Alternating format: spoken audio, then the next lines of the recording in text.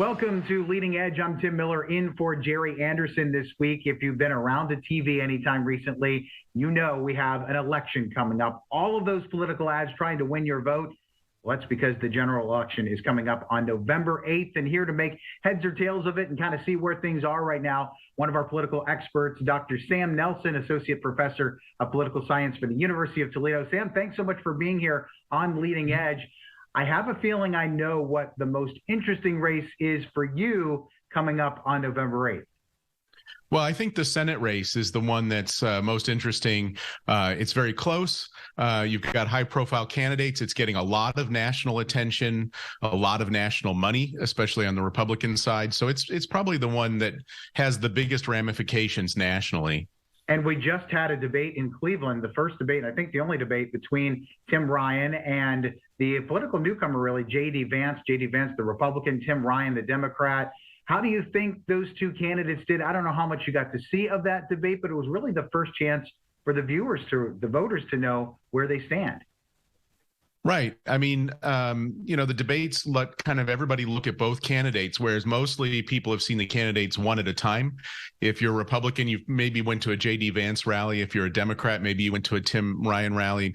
But seeing them head to head gives you some measure, I think, of what kind of candidates they are, how they handle themselves in a kind of pressure-packed situation. Did you think it got contentious at points? The parts that I did see, and maybe it was a little lackluster from ones we've seen before, but at times they did go after each other because they would like to see some separation. Yeah, I mean, it was a fairly polite debate. It was certainly nothing like watching Trump and Hillary Clinton, right? Right. It was a pretty normal debate in terms of tone, but there are strong differences between the candidates. And when you have one candidate who's experienced and another who's a newbie, there's going to be some friction there, some things to point out. I think that Ryan had a couple of points that he really wanted to make, things that kind of constituted what the kids call a sick burn. And Vance wanted to highlight his good issues where he could. And we have seen a lot of those ads. It looks like Tim Ryan, who has the more political experience here, it looks like he the more of an aggressor in these ads. You see the one from throwing the football against the TV monitor saying, "I'm not this candidate." And then at the end, he throws and hits the one and breaks the monitor that has his opponent, J.D. Vance, in it. Well, I think he's got a range of ads, right? Some of them are more aggressive, like you're talking about. Some have highlighted his family and other things like that. So he's trying to hit a couple of different points, and he's paying for most of his own advertising. These are really candidate ads produced by the campaign, whereas the J.D. Vance ads are mostly being paid for by national Republican groups, not the campaign directly. And so he's got somewhat less control over what those ads look like and what they highlight. And J.D. Vance, obviously, he has the advantage perhaps when it comes to President Trump, won collectively. The former president, of course, he didn't win the election, but he did win Ohio handily this last time again. Is this a tough road for Tim Ryan? And what do you think? Does he have a chance to beat J.D. Vance?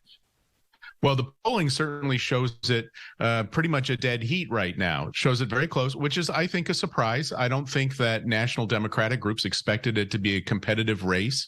I think that the Republican primary created an opportunity for Tim Ryan that maybe there wasn't before.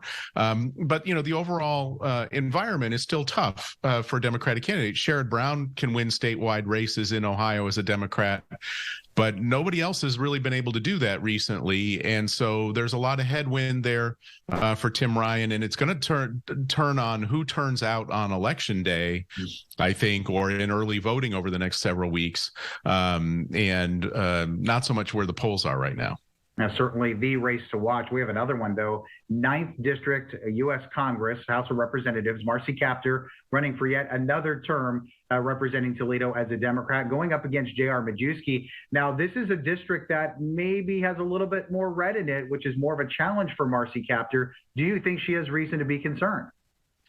This is probably the toughest fight that she's had in a long time because, statewide Republicans drew this district on purpose to try to take her out.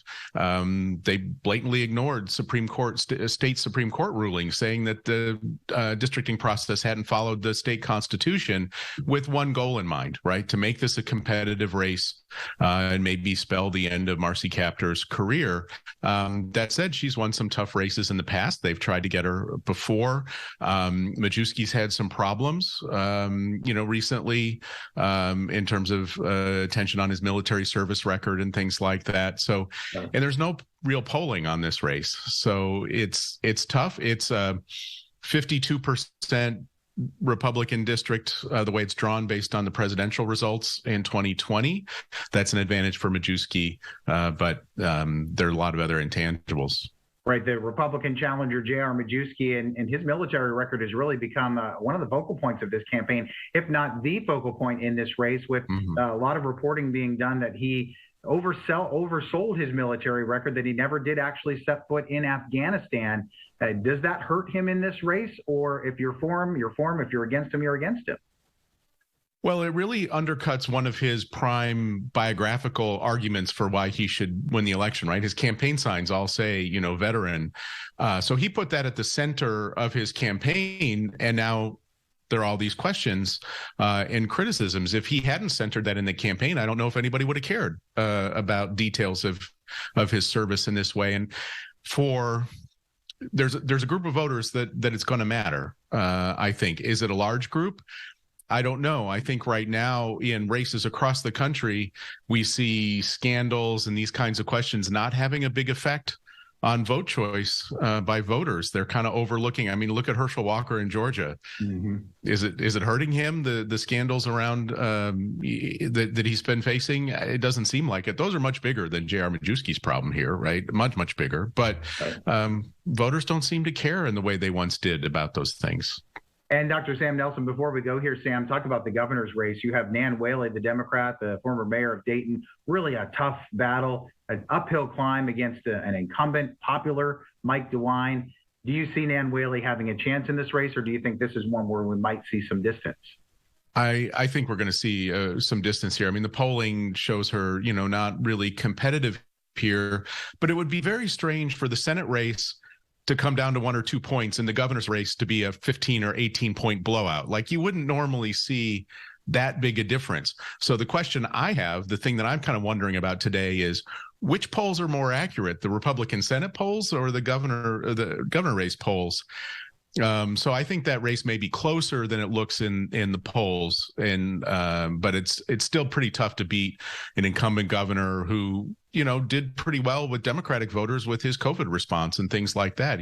So, and who's not associated with Trump in the way that some other candidates are. So he doesn't carry that negative with suburban voters and so on.